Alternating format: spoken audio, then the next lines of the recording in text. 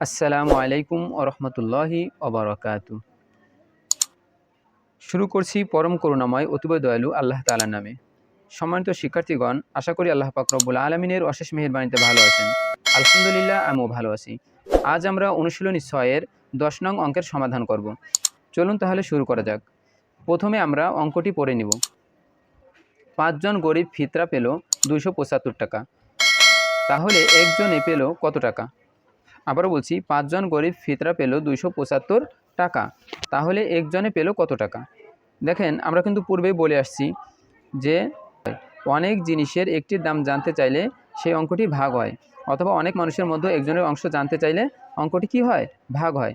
যেমন এখানে দেখেন যে ৫ জন গরিব ফিতরা পেল ২৭৫ টাকা। তাহলে একজনে কত পেয়েছে? তো ৫ জনে পেয়েছে ২৭৫ টাকায়, ৫ জনেরটা দেওয়া আছে। তাহলে একজনে কত পেল? এই একজনে কয় টাকা পাবে এটা আমাদের বের করতে হবে। অর্থাৎ অনেকের ভিতরে একজনে কত টাকা পাবে এই একজনেরটা বের করতে হবে। চলুন তাহলে আমরা অঙ্কের সমাধান করি। প্রথমে আমরা লিখব ৫ জন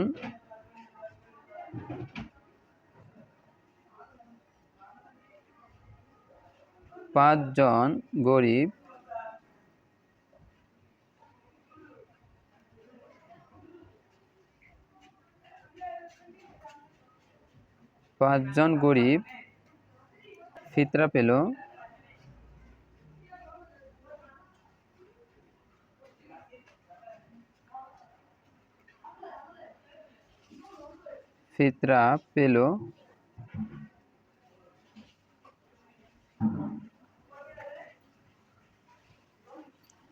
পেল কয় টাকা? ২৭৫ টাকা।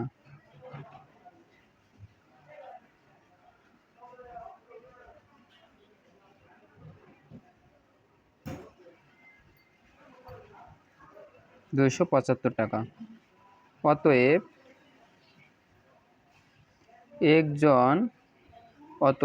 একজন গরিব ফিতরা পেল ২৭৫ ভাগ ৫।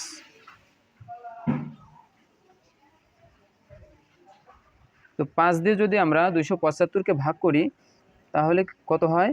৫৫ হয়। ৫ ৫ ২৭৫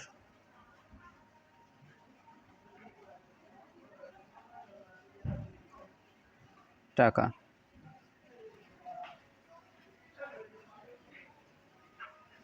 তো এরকম বড় ভাগ হলে আপনারা পাশাপাশি ব্র্যাকেট দিয়ে এখানে পাশে রাফ করে নিতে পারেন, আলাদাভাবে রাফ করে নিতে পারেন। তো তাহলে আমরা কিন্তু পেয়ে গেছি যে একজন গরিব কত টাকা ফিতরা পাবে? কত টাকা? ৫৫ টাকা। আমরা এখন উত্তর লিখব।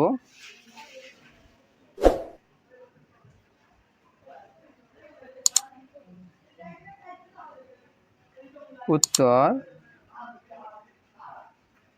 ৫৫